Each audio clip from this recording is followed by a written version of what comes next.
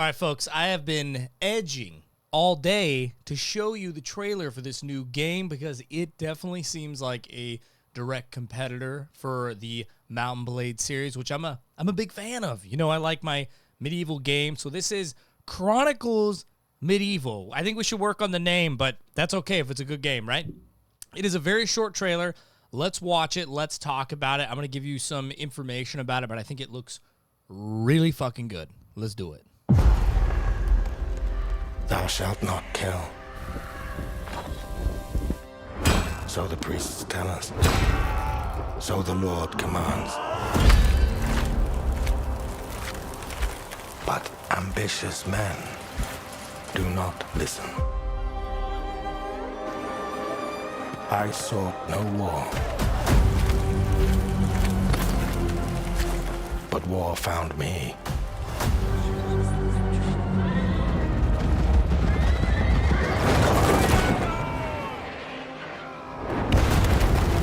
I became like them.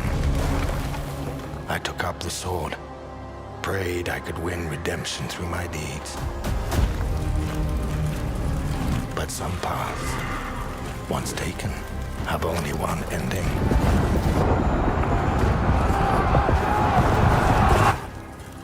I shall find no peace. On this road, there is only death.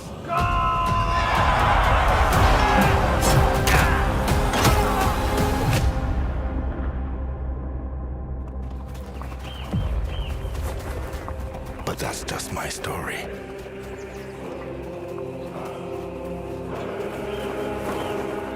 Go write your own.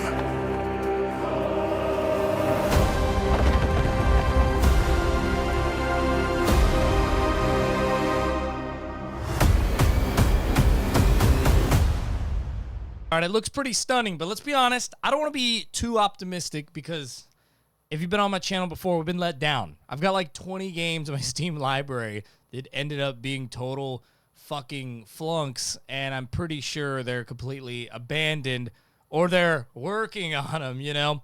So it looks really great. I think a lot of people can make a trailer, throw something together, make it look decent, but they usually don't make them look that good if the game sucks. You know what I'm saying?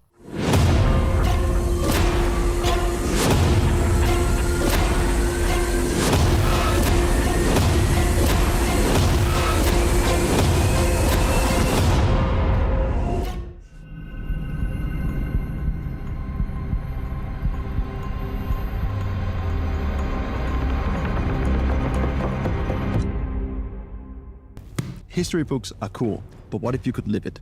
Not just following a script, actually forge your own medieval chronicle. At Raw Power Games, we're not just making another medieval sandbox. We're creating something deeper, something unpredictable, and most importantly, yours. In this video, we'll give you a closer look into what we're cooking. From systems to swords, castles to communities. This is Chronicles Medieval.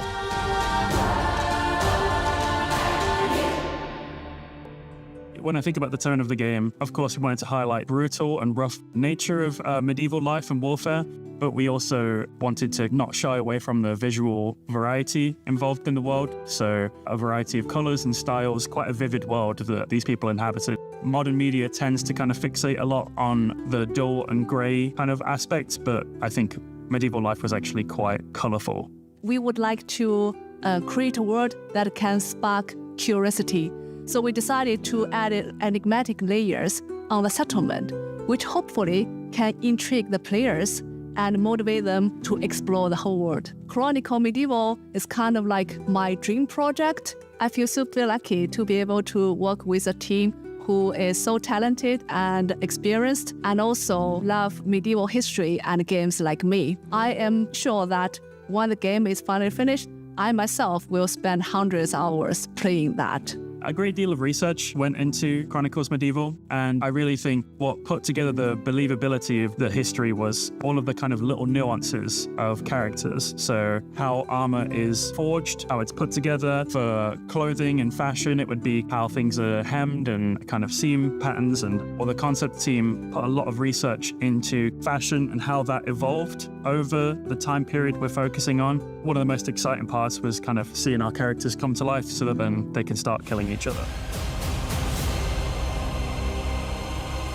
To make the combat feel authentic is challenging, but we have sources, and when we understand the concepts behind all the historical martial arts, then we can have at least a really nice and historical accurate visuality. Imagination has been my best friend as a combat designer, but here, that's not the case. We have to think about, is it believable? And if it's a yes, we have a solid answer. If it's a no, another round of iterations. Realism doesn't mean it's not fun.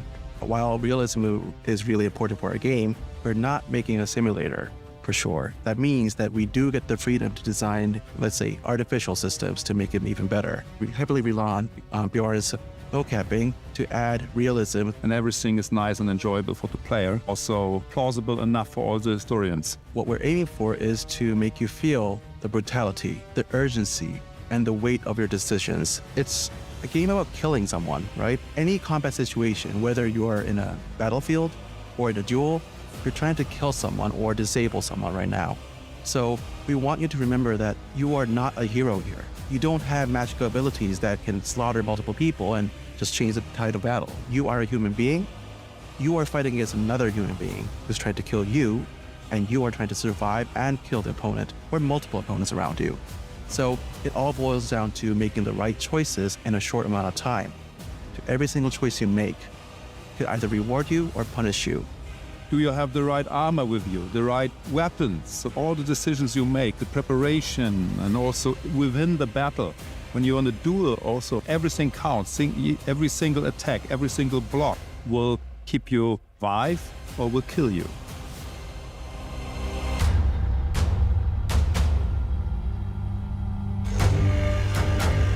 If you were to ask me what I like the most about being an engineer working on Chronicles Medieval, it would be that we very early on made a decision to make all the systems that make up the gameplay and the decision-making systems be part of one whole framework. Today that allows us to be very reasonable about how we approach performance issues, but also how we approach gameplay's interconnectivity. Because the gameplay interconnectivity is really what drives the game and makes it very dynamic for players when they play it. Chronicles Medieval is a hugely ambitious game. There's a lot of stuff that the player can interact with. Big character gallery of NPCs make meaningful decisions. Our battles are truly grand. So we put the battles into 3 layers. Combat layer, fighting one-on-one. Captain layer, where you command units in your immediate vicinity. Kind of the Braveheart fantasy that we're trying to get to here. And then we have the tactical layer. We call it the general's layer, something that the player will engage with during the pre-battle planning phase. In Chronicles, we really want the player to be able to express himself and do whatever they feel like.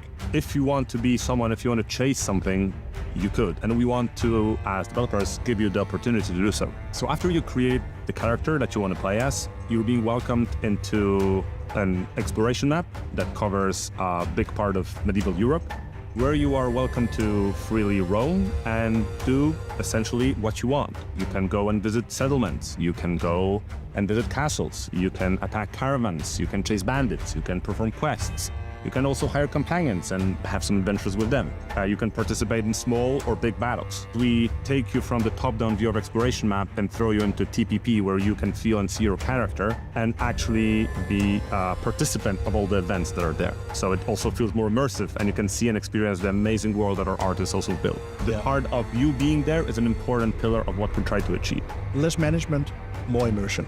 There are multiple different systems that allow players to shape their journey and to also shape the world around. We also have the entire economy that basically runs underneath the hood and drives all of the economic and trade situation in the world that you as a player can also influence.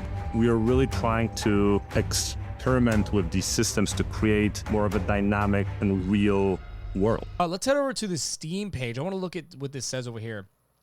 I think okay, here we go. Chronicles Medieval throws you in a sprawling, dynamic sandbox in a brutal and beautiful European medieval world.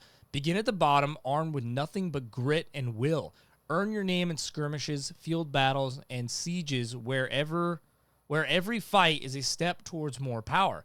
Build your castles, then hold them against those who would tear them down.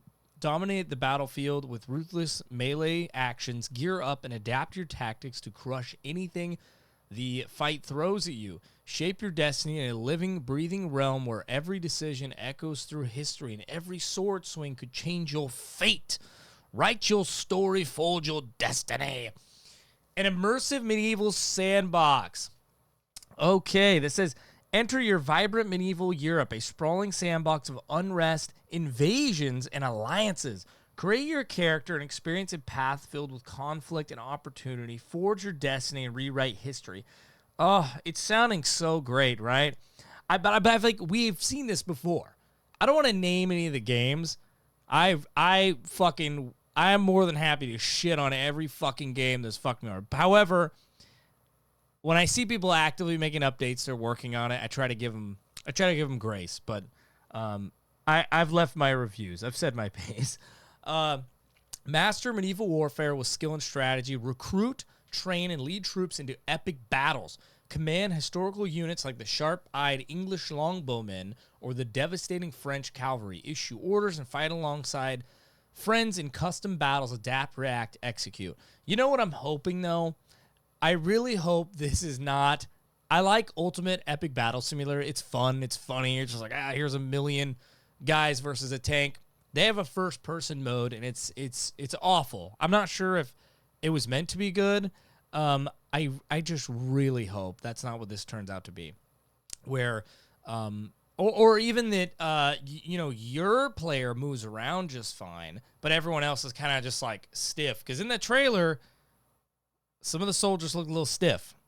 They looked a little stiff. Here, let me show you.